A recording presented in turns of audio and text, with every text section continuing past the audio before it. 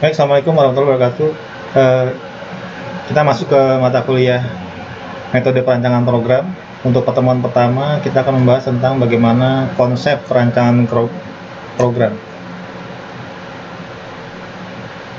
Nah, yang menjadi pokok bahasan kali ini, kita akan bahas tentang pendahuluan, kemudian permasalahan terkait perangkat lunak atau program itu sendiri, kemudian programnya, kemudian faktor kualitas program, kemudian SDLC atau Software Development Life Cycle, kemudian fakta dan pembangunan program, metodologi perancangan program, teknik pemrograman, paradigma bahasa pemrograman, dan kriteria bahasa pemrograman.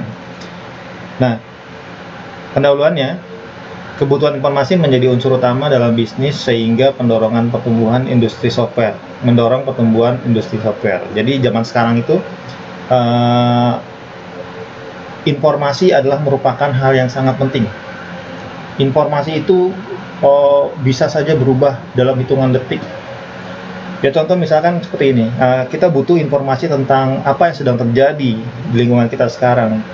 Nah, kita akan membuka aplikasi misalkan kayak detik.com, Kompas, atau berita-berita yang berhubungan dengan informasi-informasi teraktual, terkini dan terpercaya, misalkan seperti itu ya. Itu kan sebuah software, itu kan perangkat lunak. Itu yang berhubungan dengan berita.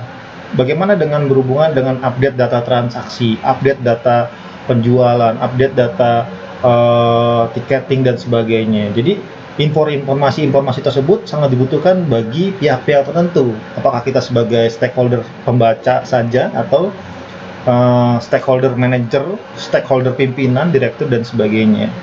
Nah, kemudian nilai industri software di Indonesia sampai akhir tahun 2013, ini berita lama ya, antara 3,5 sampai 5 triliun dengan nilai pertumbuhan 18 sampai 20% per tahun. Ini menurut Pratama ya, yang ditulis di tahun 2013. Kemudian produk perangkat lunak dikembangkan atau di-develop atau direkayasa atau di-engineer. Nah, dikembangkan atau di-develop, kemudian direkayasa itu di-engineer dengan kebutuhan pemakai akhir atau end user. Produk perangkat lunak. Nah,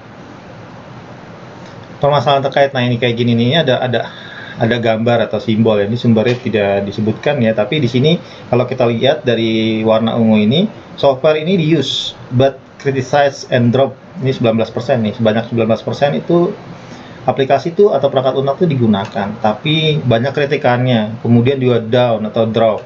Kemudian ini ada yang warna abu-abu ya, ini software use after modification, sekitar 30%. Ini biasanya perangkat lunak itu digunakan setelah beberapa kali modifikasi ya. Ini modification berarti banyak perubahan-perubahan ya. Kemudian ada lagi warna ini krem ya, kemudian software paid but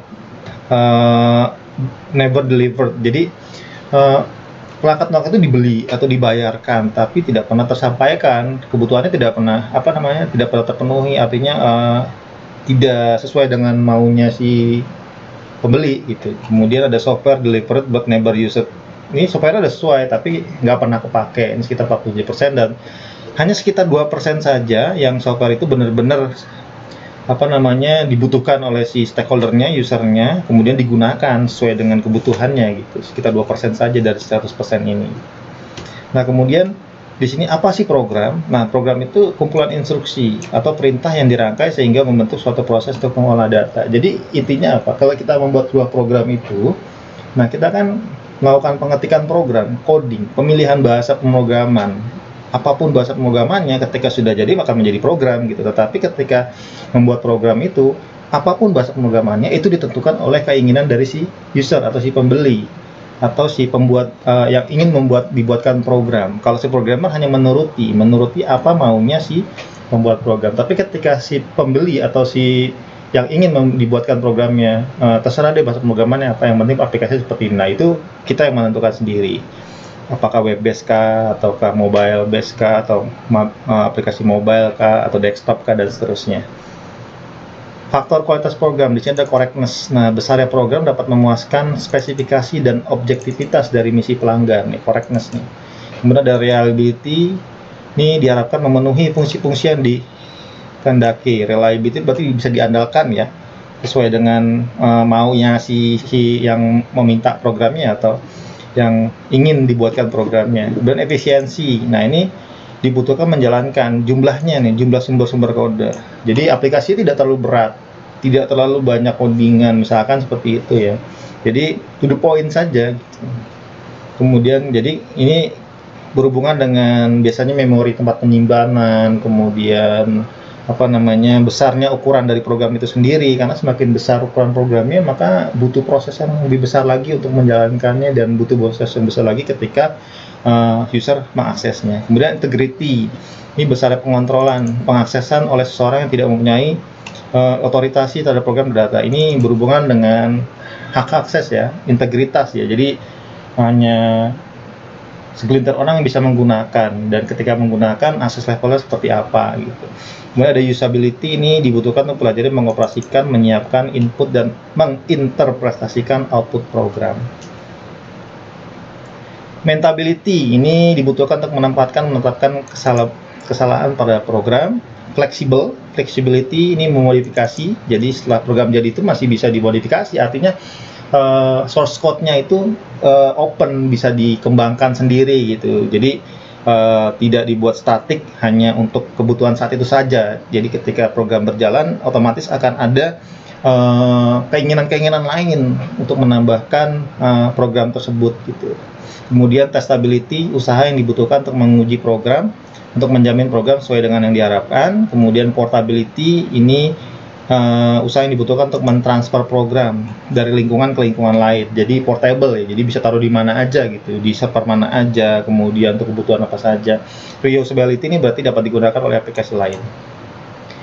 Nah, kemudian ada SDLC, ini adalah Software Development Lifecycle atau SDLC. Jadi sesuai dengan namanya, software itu perangkat lunak, development itu pengembangan, kemudian lifecycle itu daur hidup. Jadi daur hidup pengembangan perangkat lunak gitu. Jadi ini ada kayak tahapan-tahapan gitu, atau aktivitas-aktivitas yang biasa dilakukan digunakan oleh si profesional itu sendiri atau si programmernya itu. Nah, untuk membangun sebuah program gitu, membuat perangkat lunak. Nah, memakai sistem informasi untuk mengembangkan dan implementasi software atau program. Aktivitasnya itu terdiri antara lain, pertama spesifikasi nih, analisa kebutuhan. Jadi kita nggak sembarang bikin program, pasti ada tujuannya gitu, siapa penggunanya gitu, siapa yang membutuhkan, karena sesuai dengan kebutuhan gitu. Jadi misalkan kayak ada sekolah, dia membutuhkan sistem akademik, ya berarti kita akan menganalisa kebutuhan daripada sistem akademik itu sendiri, skupnya seperti apa, ruang lingkupnya seperti apa, dokumennya nanti jadi apa, input outputnya seperti apa, prosesnya seperti apa gitu. Analisa kebutuhan ya. Nanti ada metode-metodenya seperti untuk pengumpulan data, wawancara, dan sebagainya macam. Kemudian ada desain. Desain itu berarti ketika sudah tahu kebutuhannya apa dan sudah mengumpulkan datanya, kita buat desain. Desain itu berarti pada tahapan ini kita membuat pemodelan, membuat rancangan. Bisa dengan menggunakan UML atau Unified Modeling Language. Jadi kita buat use case diagramnya, activity diagramnya, sequence diagramnya, kelas diagramnya, sampai deployment diagramnya, lalu buat entity relationship diagramnya, kemudian bikin logical LRS-nya gitu dan sebagainya gitu. Dalam bentuk desain, baru nanti bikin tabel-tabelnya, bikin database-nya, segala macam relasi-relasinya. Baru nanti kita masuk ke coding, pembuatan program. Disinilah kita menentukan bahasa pemrograman mana yang akan kita gunakan gitu. Platform apa, apakah web based kah, mobile kah, atau segala macam. Nanti ketika sudah selesai pada saat pembuatan coding, barulah pengujian. Diuji setiap komponen yang ada di dalam perangkat lunak itu sendiri bisa dilakukan pengujian untuk mengetes validitas daripada si perangkat itu sendiri. Biasanya pakai black box testing atau white box testing gitu. Misalkan dari login sendiri. Dari login kita bisa tes apakah login ini secure atau tidak gitu. Misalkan login menggunakan email, nah berarti harus divalidasi apakah email ini benar-benar ada atau tidak. Bagaimana caranya? Ya terserah, nanti pada saat pendaftaran usernya nanti apakah mereka harus memasukkan email yang valid, kemudian mengetikkan email yang valid, baru mereka nanti akan mengklik tombol kirim, lalu sistem akan mengirimkan OTP atau one time password berupa berapa digit angka yang dikirimkan ke email tersebut. Nah, kalau memang email itu benar, berarti dia akan mendapatkan berapa digit angka tersebut, lalu dia ketikkan di bawahnya, berarti email itu valid gitu. Atau kalau nomor telepon berarti mengirimkan SMS, kalau WA berarti mengirimkan pesan WA gitu. Intinya ada modul yang bisa mengetes supaya validitasi daripada si email atau nomor teleponnya dan seterusnya. Nah, ini faktanya dalam pembuatan program nih. Faktanya pertama, distribution to of effort. What is belief? Apa yang dipercayakan? Yang kita percaya itu apa gitu? Apakah ini testingnya seperti ini, kemudian specification-nya, desainnya, sama encoding-nya gitu. Kemudian distribution of effort-nya ini yang terjadi adalah spesifikasi memakan waktu seperti ini, atau presentasinya seperti ini, desain seperti ini warnanya, kemudian encoding, testing, sisanya adalah maintenance gitu. Jadi tidak seperti apa yang diyakini dengan apa yang terjadi, itu kadang berbeda pada kenyataannya gitu. Jadi nggak seperti yang diharapkan, tetapi kalau mengacu kepada bagaimana faktanya ya seperti ini faktanya, tetapi di lapangannya akan selalu berbeda-beda tergantung dari siapa yang membuat, kemudian bagaimana data itu dibutuhkan dan segala macam gitu. Bisa jadi lebih molor atau lebih panjang waktunya, bisa jadi lebih cepat, tetapi apa yang diyakini dengan apa yang terjadi itu biasanya berbeda. Nah, metodologinya adalah pertama nih, ada prosedur driven. Ini berdasarkan prosedur, kemudian ada event driven dan data driven. Apa sih? Nah, prosedur driven itu perancangan program berdasarkan data pada apa yang dilakukan program. Jadi prosedur, ada proses dan fungsi. Nah, strategi adalah memecah setiap fungsi menjadi lebih kecil dan spesifik. Jadi kalau kita lihat nih, kalau misalkan kayak bahasa pemrograman berorientasi objek. Nah, kalau berorientasi objek itu berarti ada view, misalkan ada view, ada model, ada controller. Nah, controller sendiri itu kan berarti kelasnya ya. Ketika ngomongin kelas, di dalam itu banyak function, banyak fungsi-fungsi, ada banyak prosedur-prosedur, di mana masing-masing function atau prosedur yang ada di dalam controller tersebut itu mempunyai tugasnya masing-masing. Nah, kalau saya gambarkan nanti seperti ini, misalkan saya buka Sublime.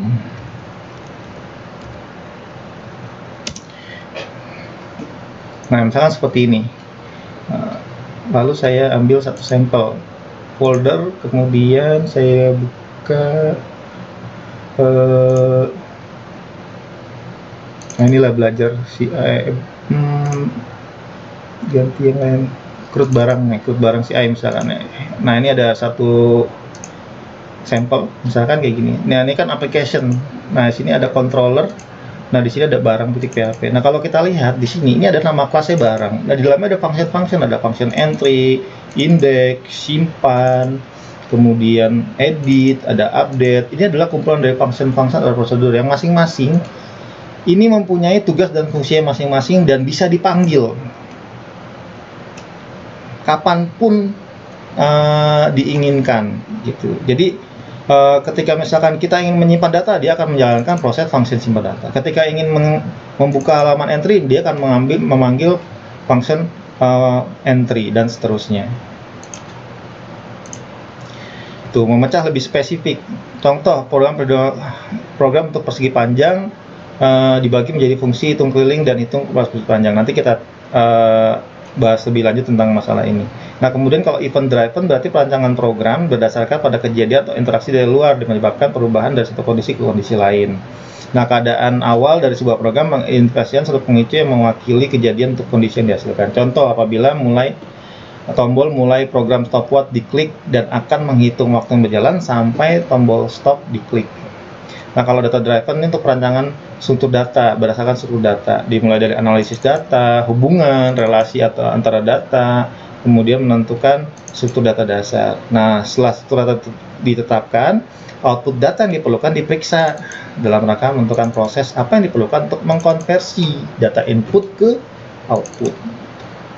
Nah, contoh data driven ini misalkan, nah ini untuk membuat program bonus karyawan.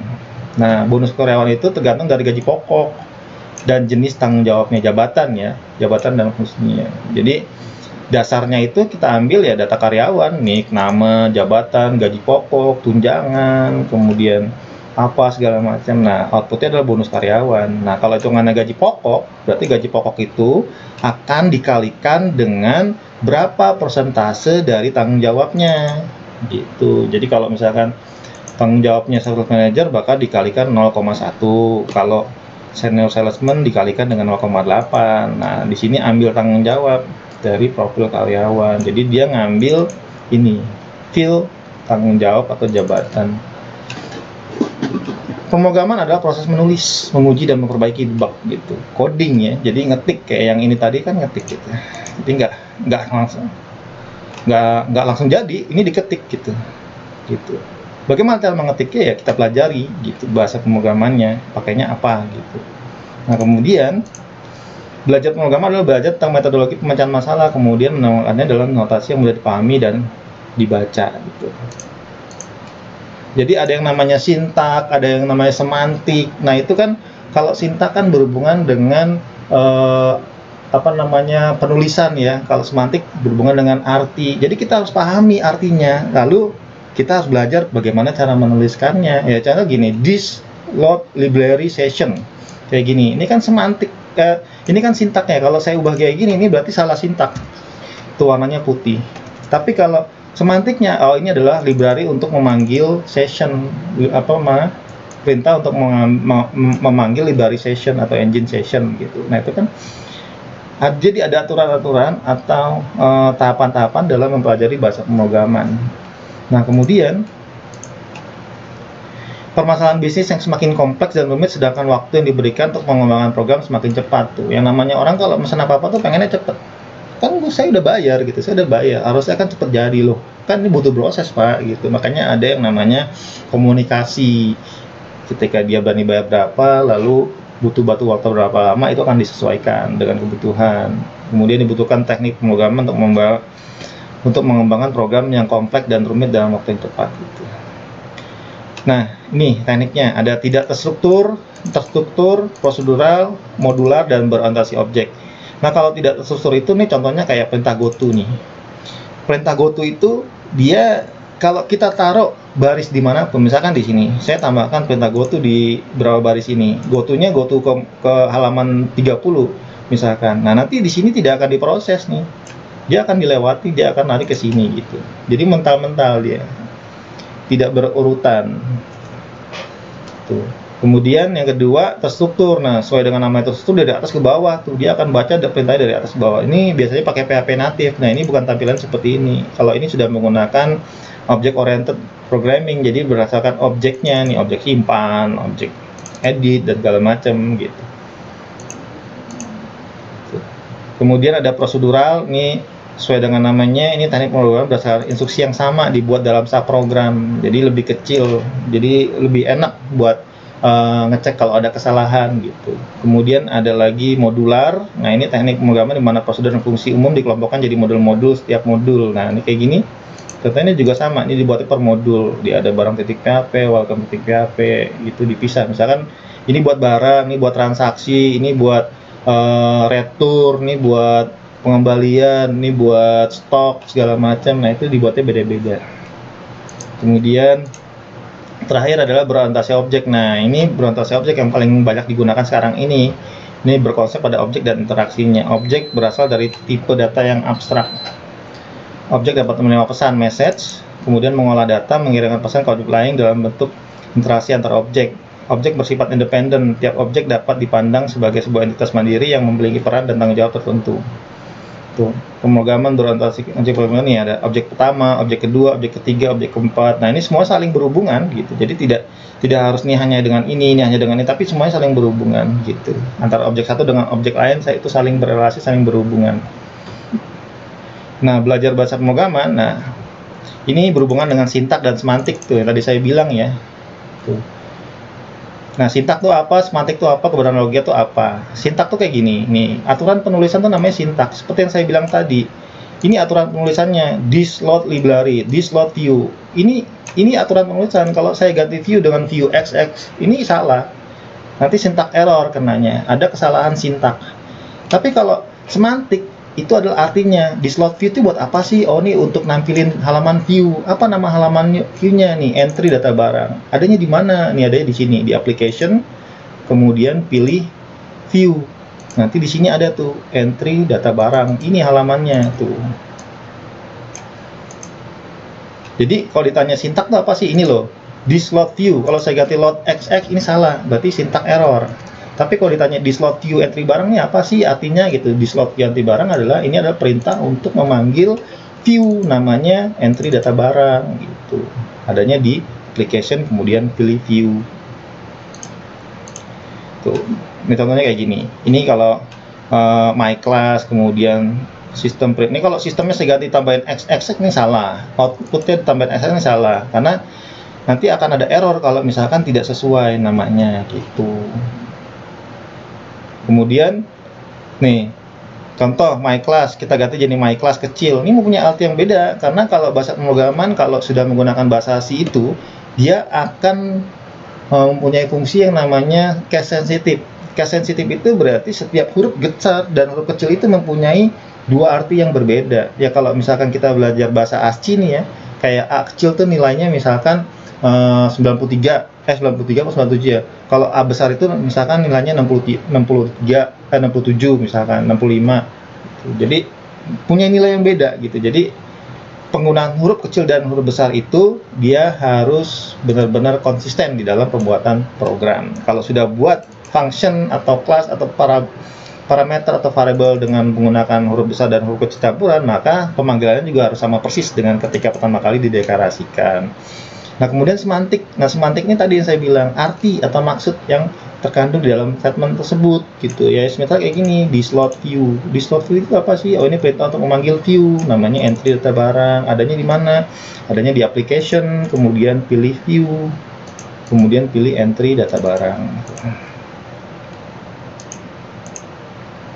Nah, contoh sini backslash n ini backslash ya. Backslash ini berarti dia membentuk baris baru.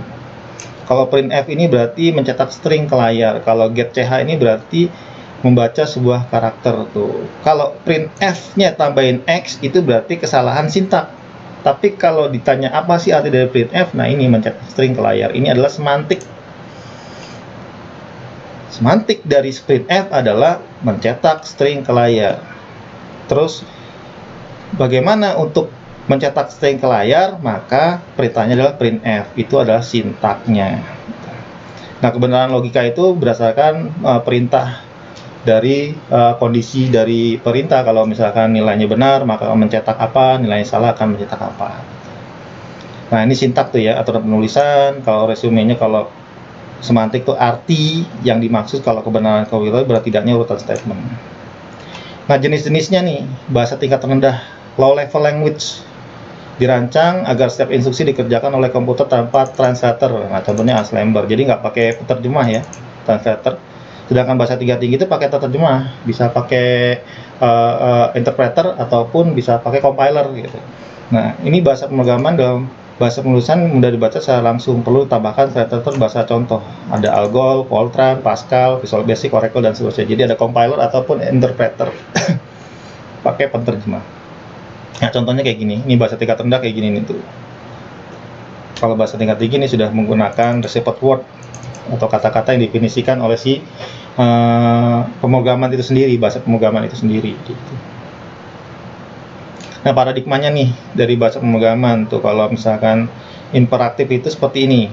Ini contohnya ada Pascal, C, Fortran, kemudian ada object oriented, kemudian ada Pascal, ada paralel. Nah, kalau ada karakter seperti ini. Ada database SQL. Nah, kita dari bahasa pemrograman adalah clarity, simplicity, and unicity. Kemudahan, kemudian kesederhanaan dan kesatuan merupakan suatu kombinasi yang membantu programmer mengembangkan suatu logika algoritma. Orthogonality ini merupakan suatu atribut yang dapat dikombinasikan dengan beragam fitur bahasa pemrograman sehingga setiap kombinasinya mempunyai arti yang dapat digunakan. Kemudian kewajaran untuk aplikasi harus mempunyai struktur data, operasi-operasi, struktur kontrol, dan sintak yang tepat untuk memecahkan suatu masalah. Mendukung abstraksi berarti merupakan suatu hal yang substansial bagi programmer untuk membuat suatu solusi dari masalah yang dihadapi. Nah, kemudian untuk verifikasi program, verifikasi data dengan mudah, maka satu program akan dengan mudah dibangun dan dikembangkan. Jadi bikin database-nya dulu, bikin tabelnya dulu, bikin relasinya dulu. Kalau relasinya nggak berantakan, bagus, valid gitu misalkan. Tidak ada lagi data yang redundan dan macam, bikin codingnya enak gitu. Kemudian lingkungan pemrograman, di sini dapat lihat editor yang digunakan. Cari editor yang paling enak. Kalau suka sama Sublime, pakai Sublime. Kalau suka sama Visual Studio Code, pakai Visual Studio Code. Kalau suka sama Notepad++, pakai Notepad++. Itu untuk coding programnya. Kalau database silakan. Kalau misalkan, oh saya nyamannya pakai PPadmin, ya silakan pakai PPadmin. Kalau saya nyamannya pakai SQL Yoke, silakan pakai SQL Yoke. Oh saya nyamannya pakai Navigate, silakan pakai Navigate. Dibikin senyaman mungkin gitu. Ketika misalkan kita coding, yang kita butuhkan adalah kenyamanan. Kalau misalkan kita lagi ngoding, kita demennya sambil nonton, sambil dengerin musik, sambil nyemil, sambil ngopi, ya silahkan. Itu adalah merupakan lingkungan pemrograman. Jadi dibikin senyaman mungkin. Nah, portabilitas program, kemudahan program untuk dipakai di berbagai jenis komputer. Kemudian biaya penggunaan, biaya eksekusi program, kompilasi, penciptaan, testing, dan penggunaan program, dan biaya pemahaman program. Ini adalah kriteria bahasa pemrograman. Nah, di sini ada diskusi. Apa penyebab terjadinya permasalahan dalam perangkat lunak atau program yang dihasilkan? Nah, biasanya kalau misalkan ada permasalahan nih, ketika programnya sudah dibuat, biasanya servernya tidak support, jaringannya tidak mendukung, terus kemudian jumlah penggunanya tidak sesuai dengan infrastrukturnya. Misalkan yang menggunakannya banyak, tetapi servernya nggak terlalu bagus, misalkan servernya murah, jaringannya internetnya juga bermasalah. Nah, itu biasanya permasalahan ketika program itu sudah dihasilkan. Itu dari eksternal. Kalau internalnya ya berarti ada coding yang kurang, atau ada misalkan modul yang tidak sesuai kayak gitu. Dan dalam mempelajari bahasa pemrograman, apa saja yang pertama kali harus dipelajari sehingga dapat melakukan pemrograman? Niat dulu. Jadi orang kalau udah niat, berarti dia akan mempelajari. Nah, kemudian senang, suka. Kita nggak harus hebat di semua bahasa pemrograman. Kalau kita jago di satu bahasa pemrograman saja, ya sudah, kita fokus ke situ, ya kita pelajari itu gitu. Nah, kemudian perbanyak referensi-referensi, perbanyak literatur-literatur, nonton video YouTube, baca-baca buku, terus lihat-lihat program yang sudah jadi, hasilnya seperti apa gitu. Dan banyak baca, banyak nanya gitu. Nah, baik, sampai di sini dulu pertemuan kita. Sampai ketemu lagi nanti di pertemuan selanjutnya. Assalamualaikum warahmatullahi wabarakatuh.